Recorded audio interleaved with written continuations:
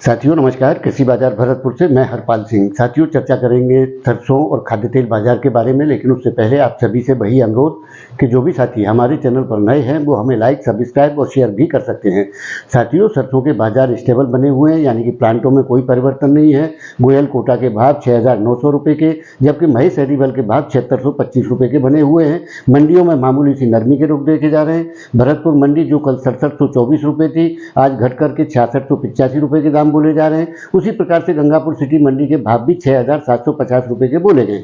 साथियों निश्चित तौर से सरसों में स्टेबिलिटी बराबर बनी हुई है और आने वाले दौर के अंदर जिस प्रकार से सरकार की बिकवाली होगी, भावों पे दबावों की स्थितियां देखने को मिलेंगी। लेकिन अगर सरकार की बिकवाली कमजोर होती है और उस प्रकार से आवकों के दौर घटते हैं तो मांग आने पर सरसों में सुधार की स्थितियां देखने को मिल सकती हैं। इन संभावनाओं को आज भी नकारा नहीं जा सकता। लेकिन साथियों जिस प्रकार से विदेशी खाद्य तेल बाजारों में जो तेजी का रुख बना था, यानी क्रूड ऑयल में 5% तक की तेजी देखी गई, उसी प्रकार से अन्य खाद्य तेलों में भी तेजी का रुख देखने को मिला, जिसके पीछे केवल ईरान और इजराइल युद्ध का समीकरण सामने था। क्योंकि गल्फ कंट्रियों में अगर इस प्रकार की स्थितियां पैदा होती हैं तो निश्चित तौर पे क्रूड के साथ साथ खाद्य तेलों का संकट भी बढ़ना तय है। लेकिन साथियों जिस प्रकार की स्थितियां फिलहाल के दौर में दिखाई पड़ रही हैं, यानी कि ईरान और इजराइल की डायरेक्ट फाइट होने की संभावनाएं बहुत कम नजर आ रही हैं। बाकी तो सभी लोग अपने अपने अनुमान तीसरे विश्व युद्ध यानी कि कुछ भी कह रहे हैं। इस प्रकार की चर्चाएं व्हाट्सएप यूनिवर्सिटी में जारी है कि जिस प्रकार की स्थितियां आगे वाले दौर के अंदर बन सकती हैं।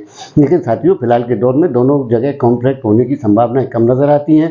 5 नवंबर का अमेरिका में चुनाव है। अमेरिका जब तक इस युद्ध को गर्म रखना चाहेगा, उसके बाद की स्थितियां क्या होंगी ये तो उसके बाद ही पता लगेगा। लेकिन फिलहाल की स्थिति में डायरेक्ट कॉन्फ्लिक्ट की स्थिति दोनों देशों के अंदर नजर नहीं आ रही है। इधर हिंदुस्तान ने भी 2 जंगी बेड़े अपने ईरान भेज दिए हैं, जो ग्वादर पोर्ट पर जाकर के पहुंच चुके हैं। तो उस प्रकार की स्थितियां निश्चित तौर से बनी जरूर है, लेकिन उस प्रकार के हालात बनते हुए नजर नहीं आते जिसके पीछे खाद्य तेलों को गरमाया गया था, या उसकी वजह से, युद्ध की वजह से खाद्य तेलों में गर्मी का रुख देखा गया था, वो अब ठंडा पड़ता हुआ नजर आता है। आने वाले दौर के अंदर यानी कि अगला सप्ताह सोमवार के बाद में जिस प्रकार की स्थितियां देखने को मिलेंगी, निश्चित तौर से गिरावट की स्थितियां देखने को मिल सकती हैं। वैसे तो ये सप्ताह भी बेहद अहम होने वाला है, लेकिन साथियों उसमें नरमी के रुख निश्चित तौर से बाजारों के अंदर देखने को मिलेंगे। इन संभावनाओं को भी नहीं नकारा जा सकता। तो साथियों आपकी इस विषय में क्या राय है, आप अपनी राय कमेंट माध्यम से दे सकते हैं। तब तक के लिए धन्यवाद।